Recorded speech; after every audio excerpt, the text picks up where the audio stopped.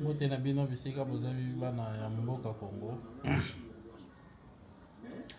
Na yengi na lolika moko etali kaya Moïse Katumbi. To mekana ko analyser problème ya Moïse Katumbi. Ils ont ça la passe mingi. Jusqu'à présent, peuple congolais bozo fungola misute pona kaya Moïse Katumbi. Na koyoka koloba kotanga kozwa ba déclaration lolenge na lolenge.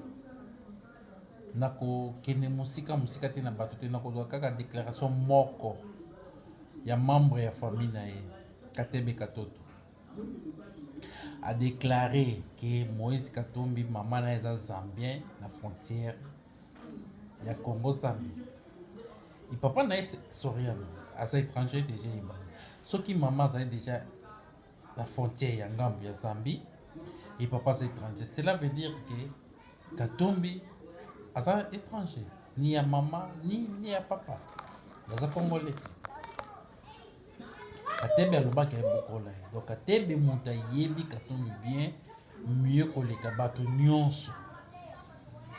Baza famille na ye ayebi maman na ye, baza papa moko ayebi maman ya Katumbi. Soka alobi ke maman ya Katumbi azali na mutanga donc akosite. Alobi po eza vérité. Deuxièmement, totika na wana Katumbi aye asali taki congolais. Na reconnaître na mboka ya Congo comme congolais. Asali. Mais quand tu m'as pas pour ça, là, il faut voir Bakalika Mwana. Complicité na Joseph Kabila, Baye Bani. Au Katumbi, Asala na Kabila. Ayebi Kabila. Mais Kabila pe Bayebi Katumbi bien. Bazana ba intérêt na bango. Ya ba mbongo na bango. Ba cop na bango basala. Yango esalaki ke bakabwana po basololaki bien te mpe kosala na makambo ya pouvoir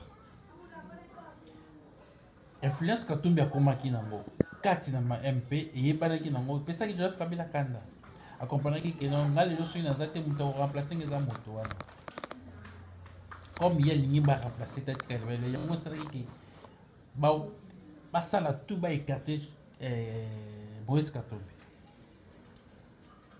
Moïse Katumbi ayebi na bien amemi na bato majorité au bazana assemblée ya Moïse Katumbi baza bato yo bauta na MP au G7 bauta majorité bauta na MP. Kagame asala déclaration que moto nyonso to akolinga kozwa pouvoir na Congo akopase pa ye bakendaki pa na ye. Tomonaki Moïse Katumbi après la propagande na akendaki conférence moko mais après conférence on a kendaki kokutana Kagame basololaki. Donc cela veut dire que les loyo na mboka Congo soki bozongisi Katumbi le même régime échangeait les lots na RFI qui ont donné sa déclaration donc le déplorer c'est ce que le gouvernement ndenge aboyi Katumbi ya boyi Katumbi kota mais bango wana baboya ce qui ont donné déclarer bongo que les lots Katumbi azonga fait batika ya zonga sala après sa candidature eza ba jeune bango baza kosala bino peuple congolais Katumbi aye pour aspect sa candidature ana bango baboyi mutu bozo koluka bokanga ye mutu bozo luka bosambisa na mutu ngo aye bolingi ta kota po bayebi ke bakanga ye te bayebi ke bakanga Katumbi te bazana ma capacité kokanga Katumbi te po eza ba jeune bango bakoki jamais kotia Katumbi na kasho yo fanda kuna salaka ko dessert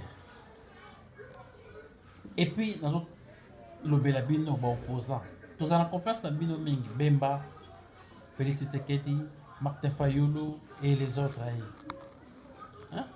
donc bino bozo sala pe kaka déclaration Moïse bino ndenge bozana bino misatu kaka ndenge bozana est-ce que muta ko telema te devant Shadari oyo bachena na FCC wana soko Moïse Katumbi bozana ba capacité wana te botika makambo wana Moïse basi ba écarté zali ba cop na bango ba yebani ba écarté Katumbi donc ba écarté bo se concentrer bino ndenge botika ko na opposition bo sala likambo malamu ko sa ma déclaration Moïse aleki bino Bemba Moïse aleki yo Félix Moïse aleki yo na mbongo peut-être mbongo wana mpenza ya mboka na biso ayiba ya mbongo te ya peshe bapapa na bando osalisa non ateka baminerie ya mboka kongo eyebani nango